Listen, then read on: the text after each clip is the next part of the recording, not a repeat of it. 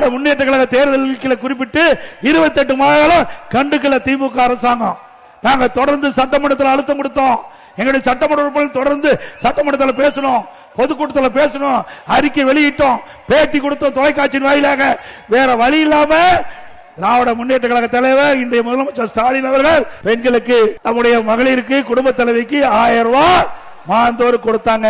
கொடுக்க வைத்தது அண்ணா திமுக கட்சி என்பதை நினைவு கொள்ள வேண்டும். இப்பொழுது 17 லட்சம் பேர் கொடுக்க அறிவிச்சிருக்கார். ஏன் முதல்ல கொடுக்கல? அப்ப நிபந்தனை வச்சாங்க.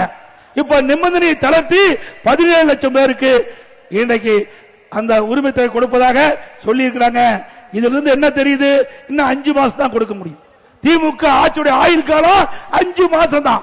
அதுக்கு பிறகு திமுக ஆட்சிக்கே வர முடியாது. அவ்வளவு ஊழல் செஞ்சிருக்கிறாங்க. ஆக 55 மாத காலம் அந்த மக்களுக்கு கிடைக்கல.